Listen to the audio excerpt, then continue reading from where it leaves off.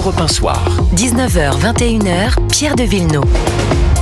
Un autre fait d'actualité qui a marqué le week-end, c'est évidemment ces commanditaires en prison qui demandent à des ados, on sait pourquoi ils demandent à des ados, parce qu'il y a l'excuse de minorité, et quand un ado, si jamais il se fait choper, du coup, il passera en prison, mais il passera beaucoup moins de temps en prison, et encore, on ne sait même pas du tout s'il sera en prison. Cette jeunesse qui est recrutée maintenant par les dealers, les caïds du narcotrafic, et notamment à Marseille, mais pas que, puisque la DZ Mafia maintenant rayonne partout en France, et c'est évidemment très très effrayant, fait craindre aux différents protagonistes, et notamment au syndicat de police le pire. Écoutez ce qu'en disait Rudy Mana, c'était dans le journal de 20h tout à l'heure sur Europe 1.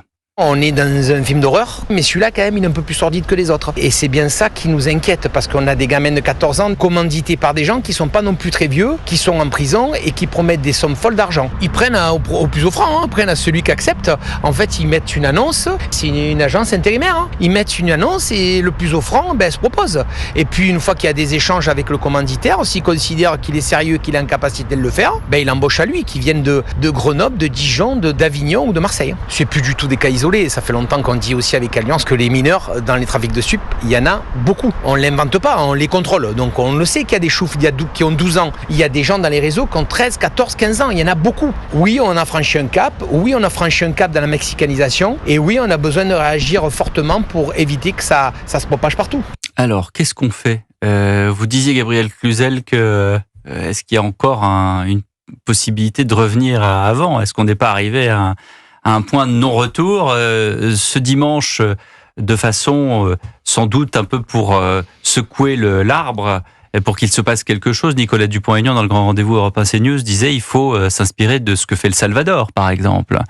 Qu'est-ce qu'on fait, Gabriel Cluzel ? Non, mais il n'est pas interdit de reprendre des recettes qui fonctionnent sans pousser des cris d'orfraie, même si la France n'est pas le Salvador. Ce qui est évident, c'est que notre justice pour les mineurs est inadaptée parce que elle est adaptée au vieux monde. Nous avons changé de logiciel.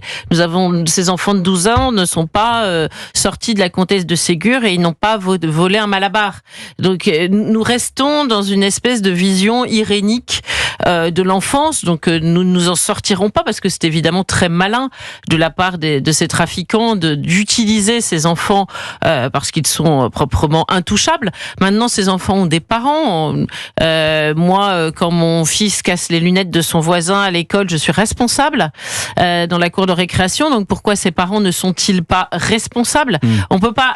Il y a forcément quelqu'un de responsable. Soit c'est l'enfant lui-même, mais s'il est mineur, ce n'est pas lui. Et à ce moment-là, ce sont ses parents. Mais il faut à un moment que quelqu'un passe à la caisse, si vous me permettez. Que quelqu'un soit puni.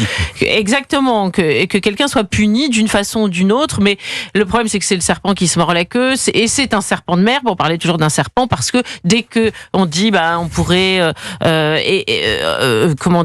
exclure ces familles des logements sociaux, leur supprimer des allocations, ça fait pousser des cris d'orfraie, et puis surtout la loi ne le permet pas. La loi Dallot aujourd'hui fait qu'ils sont immédiatement éligibles à un logement social. Gilles Boutin du Figaro.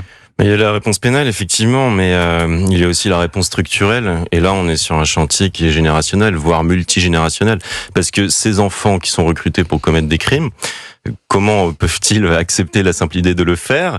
Ça veut dire qu'il n'y a aucun interdit, ça veut dire qu'ils grandissent dans un vide abyssal. Ils sont, comme vous le rappeliez, embauchés très rapidement ou alors c'était notre intervenant, je ne sais plus, par les dealers. À partir de là, la logique de l'honneur, on est bien au-delà des incivilités du quotidien.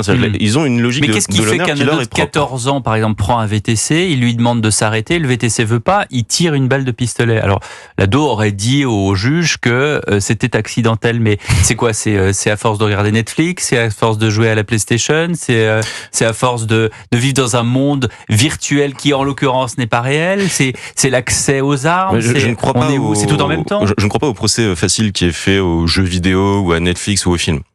Ça, tant que vous avez une structure encadrante... Parlez à des psys, ils vous diront quand même que... Oui, mais ça, qui venait d'être papa, attention.